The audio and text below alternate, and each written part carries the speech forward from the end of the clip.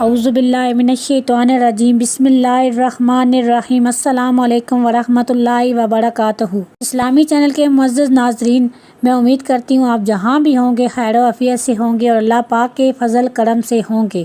آج پھر سے میں حاضر ہوں آپ کی خدمت میں ایک نئے وظیفے کے ساتھ۔ وظیفہ میں آپ کے ساتھ شیئر کرنے جا رہی ہوں۔ یہ وظیفہ جمعے کے دن کا ایک خاص زبردست بہترین وظیفہ ہے۔ جو کوئی بھی شخص جمعے کے دن نماز فجر سے پہلے صرف 3 مرتبہ استغفراللہ پڑھ لے، استغفراللہ یہ صرف 3 مرتبہ پڑھ لے تو سارے کے سارے گناہ معاف ہو جائیں گے۔ تو جمعے کے دن خصوصیت کے ساتھ ان وظائف کا اہتمام کیا کریں اور دن کی شروعات ہی استغفار سے ہوگی، توبہ سے ہوگی، استغفار سے ہوگی، اللہ کی بارگاہ میں گڑ گڑا کر ہوگی، دل آزاری سے ہوگی تو وہ دن بھی اور ہر آنے والا دن بھی، ہر آنے والے لمحات، ہر آنے والی گھڑیاں، ہر آنے والے ہمارے لمحات ہمارے لیے معتبر بن جائیں گے انشاءاللہ تعالی۔ جمعے کے دن اسی طرح سورۃ یاسین شریف کی تلاوت کیجیے کہ جو شخص جمعے کے دن سورۃ یاسین کی تلاوت میں اللہ پاک اس کی بخشش اور مغفرت فرما دیتا ہے۔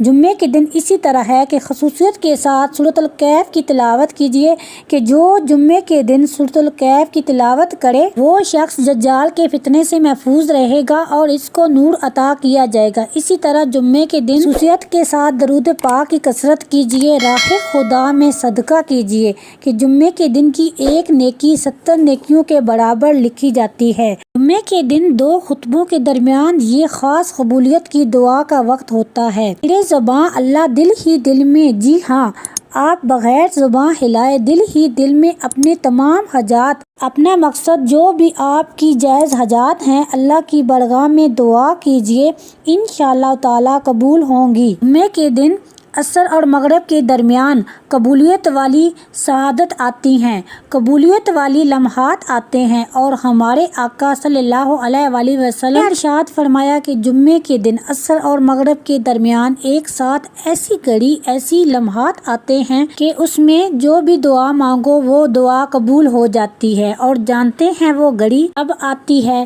وہ گھڑی غروب آفتاب سے کچھ دیر پہلے آتی ہے۔ اگر اللہ توفیق دے تو جمعے کے دن غروب آفتاب سے کچھ دیر پہلے دعاؤں میں شامل ہو جائیے، دعائیں مانگیں، مجامت کریں، اللہ کی بارگاہ میں گڑ گڑا کر آرزو ہو کر دعا مانگیں، توبہ استغفار کریں، اپنی جائز مقصد میں کامیابی کے لیے دعا مانگیں۔